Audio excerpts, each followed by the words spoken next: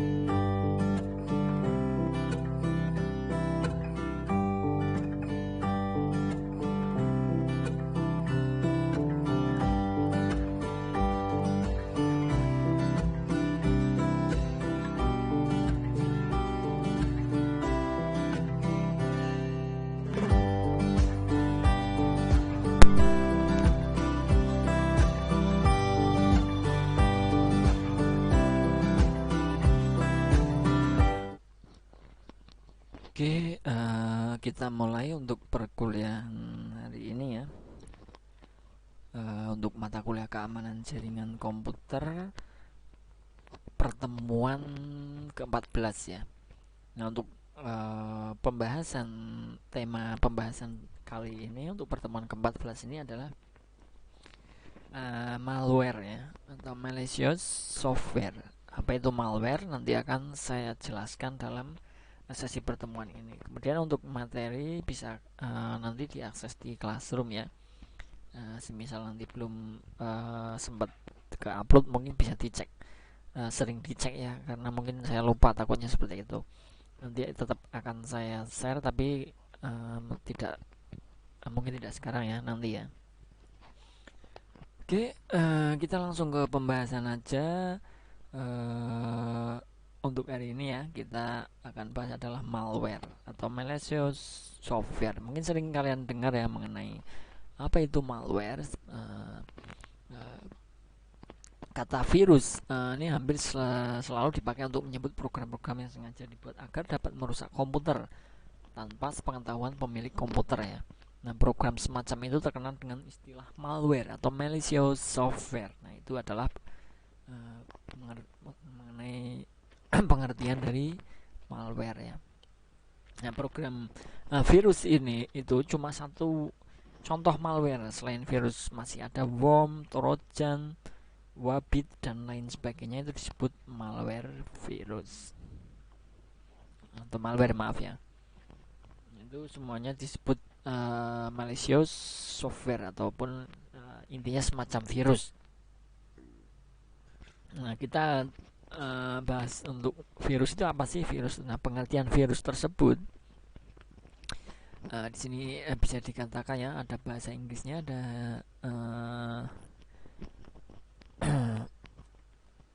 nanti bisa kalian terjemahkan, program that can infect all the program by modifying them to include a slightly altered copy of itself. A virus can spread throughout a computer system or network using the authorization of every user using it to infect their program. Every program that gets infected can also act as a virus that infection grow. Ini menurut Fritz Johann.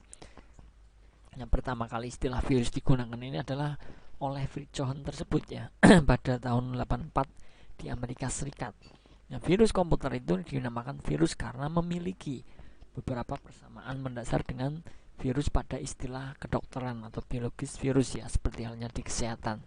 Nah, virus komputer ini bisa diartikan sebagai suatu program komputer biasa. Sebenarnya ini adalah program komputer ya atau software, tapi memiliki perbedaan yang mendasar dengan program-program lainnya, yaitu virus dibuat untuk menulari program-program lainnya, mengubah, memanipulasi, bahkan bisa saja merusaknya. Nah, ada yang perlu dicatat di sini, virus ini hanya akan menulari apabila program pemicu atau program yang telah terinfeksi tadi dieksekusi. Nah, itu adalah mengenai virus ya. Nah, kriteria virus di sini, suatu program dapat disebut sebagai suatu virus apabila memenuhi minimal 5 kriteria berikut ya. Nah, sebenarnya kan virus kan cuma software biasa ya, seperti halnya software yang kalian pakai, misalnya ada Office, kemudian ada OBS dan lain sebagainya, itu kan namanya software ya. Nah, sebenarnya virus juga software ya. Nah, bisa dikatakan virus itu bagaimana? Minimal ada 5 kriteria. Yang pertama adalah kemampuan untuk mendapatkan informasi.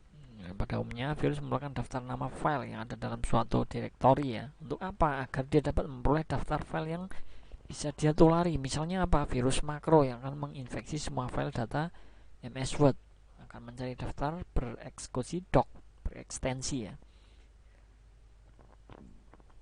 Jadi dia bisa mempunyai kemampuan untuk mendapatkan informasi ya. Itu bisa disebut salah satu dari kriteria yang pertama. Nah, yang kedua ada kemampuan untuk memeriksa suatu file. Nah, suatu virus juga harus bisa memeriksa suatu file yang akan ditulis. Misalnya dia bertugas menulari program ekstensi doc,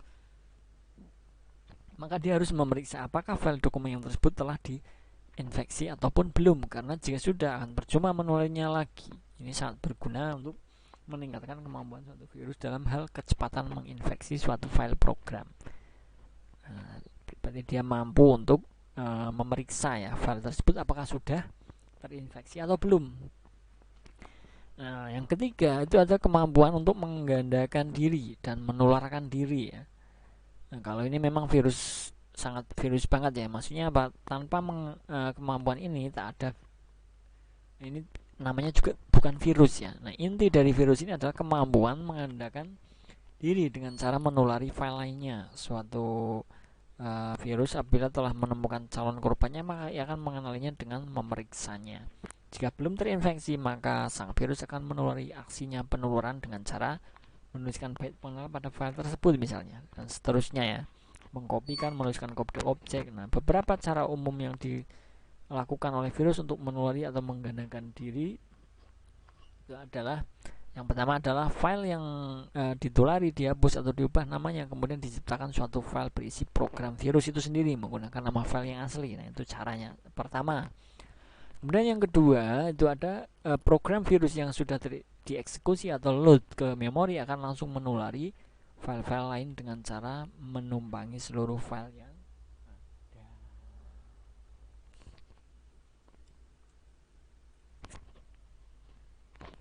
Nah, yang keempat ada kemampuan melakukan manipulasi. Yang tentunya ya, karena banyak ya virus-virus yang bisa memanipulasi file tersebut ya. Suatu virus akan dijalankan menulari suatu file. Isi dalam suatu rutin ini dapat beragam, mulai dari yang tidak berbeda sampai melakukan yang perusakan, sehingga memiliki kemampuan yang sama dengan memiliki sistem operasi. Misalnya membuat gambar atau pesan pada monitor, mengganti, mengubah label, memanipulasi file yang ditulari, kemudian merusak filenya, mengacaukan kerja printer misalnya, dan sebagainya ya. Kemudian yang kelima, untuk ciri yang kelima ya, minimal kan tadi ada 5. Kemampuan untuk menyembunyikan diri. Nah, ini juga termasuk syarat utama ya.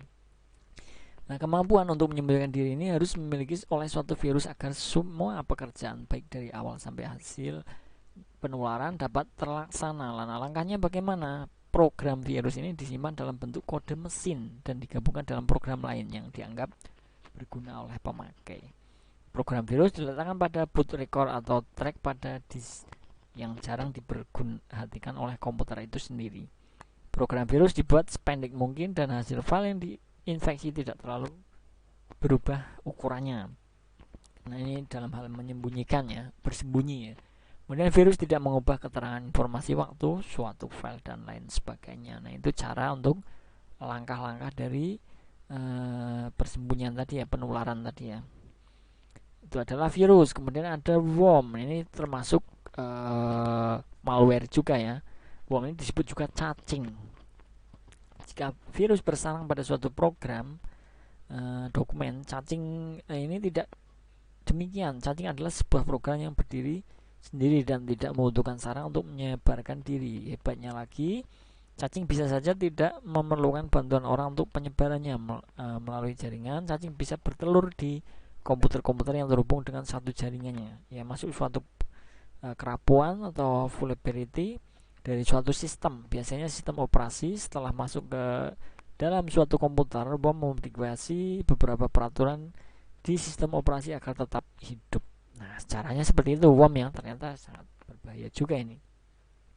Minimal ia memasukkan diri dalam proses boot suatu komputer awalnya ya. Lainnya mungkin mematikan akses ke situs antivirus, menonaktifkan virus, keamanan sistem, dan tindakan lainnya. Itu adalah worm. Itu juga termasuk salah satu dari malware atau malicious software ya. Bukan hanya virus saja ya tadi ya. Nah, kemudian ada lagi Webbit. Nah, ini istilah ini mungkin asing ya, tapi memang ada malware seperti ini. Seperti worm, Webbit tidak membutuhkan suatu program dan dokumen untuk bersarang. Tetapi berbeda dengan worm yang menyeberangkan diri komputer menggunakan jaringan, Webbit menggandakan diri secara terus-menerus di dalam sebuah komputer lokal. Dan hasil penggandaan itu akan menggerogoti sistem. Nah, ini justru sangat berbahaya ya, karena untuk hardware-nya ya, nanti yang kena kan hardware-nya. Nah, kinerja komputer akan melambat karena Webbit memakan sumber daya yang lumayan banyak. Selain sumber daya itu, Webbit juga diprogramkan untuk memiliki efek samping yang mirip malware lainnya. Kombinasi malware ini seperti inilah yang sangat berbahaya. Karena kita tidak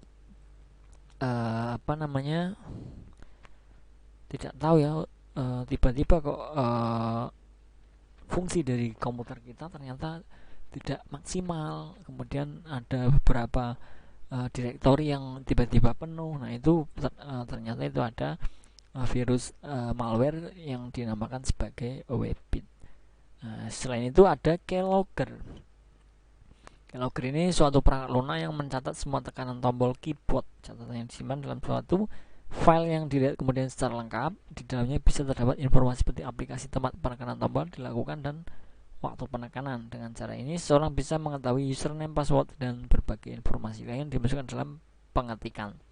Ini juga sabotase ya. Pada tingkat yang lebih canggih, keylogger mengirimkan log yang biasanya berupa file teks itu ke seseorang. Tentu saja itu dilakukan tanpa pengetahuan si korban. Pada tingkat ini, keylogger bisa mengaktifkan diri ketika pengguna komputer melakukan tindakan tertentu. Misalnya, ketika pengguna komputer membuka situs e-banking, keylogger aktif dan mencatat semua tekanan pada keyboard.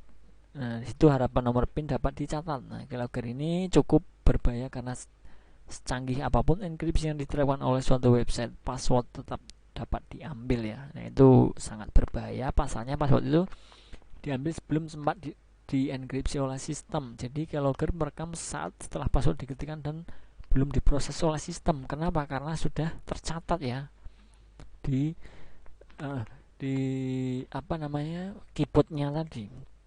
Ini biasanya hacker-hacker menggunakan malware seperti ini untuk dalam sabotase di suatu bank misalkan ataupun yang lain itu menggunakan keylogger. Selain itu ada browser hijacker ya. Ini mengarahkan browser yang seharusnya menampilkan situs yang sesuai dengan alamat, tetapi dimasukkan ke situs lainnya. Itu contoh yang paling parah yang disebabkan oleh browser hijacker. Nah, contoh lainnya bisa dilakukan oleh pembajak, menambahkan bookmark, mengganti homepage, kemudian serta mengubah pengaturan browsernya. Nah, itu ada browser hijacker. Kemudian ada berikutnya adalah Troja.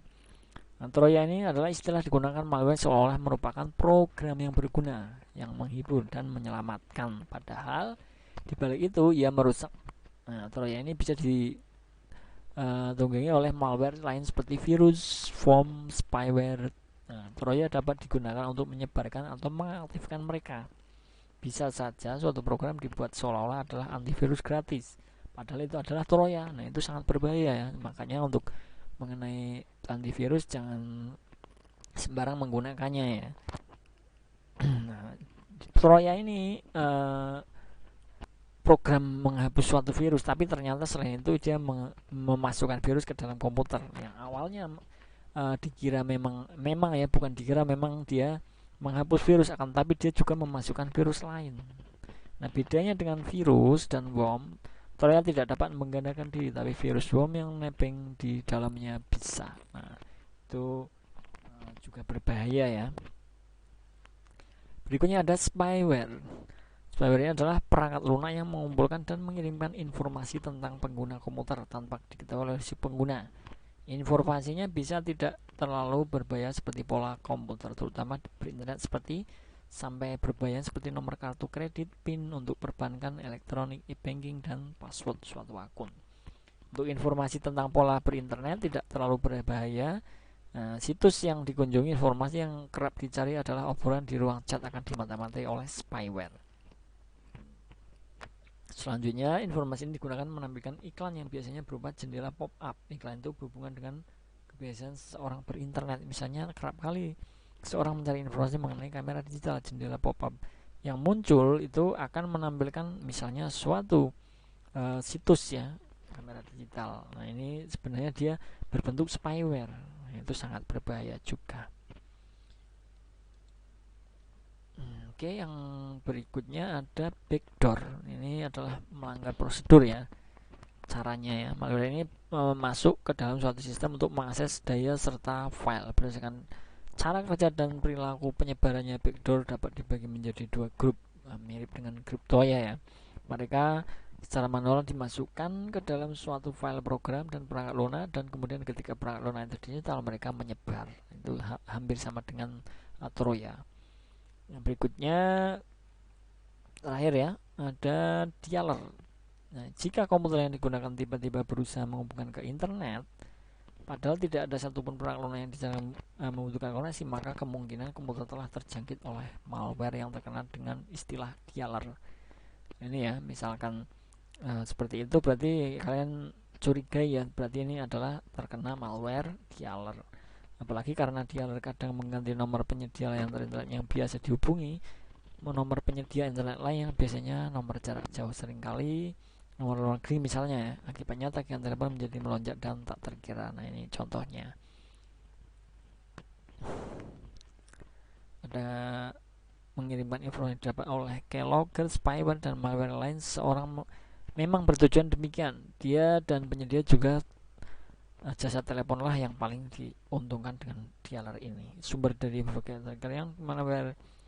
Nah, sekarang virus merupakan salah satu malware yang kita jumpai ya. Apakah Anda pernah mengalami keanehan-keanehan dari tersebut di dalam komputer kalian masing-masing misalnya ya? Silahkan dicek ya dengan membaca materi yang malware dari saya terangkan tadi. Itu mungkin ada kaitannya dengan komputer yang kalian pakai sehari-hari ya. Jadi apakah itu terkena malware apa tadi, virus maupun backdoor ataupun dialer, itu silahkan sambil belajar ya untuk dianalisa. Oke, cukup ya untuk hari ini mengenai malware ya atau malicious software.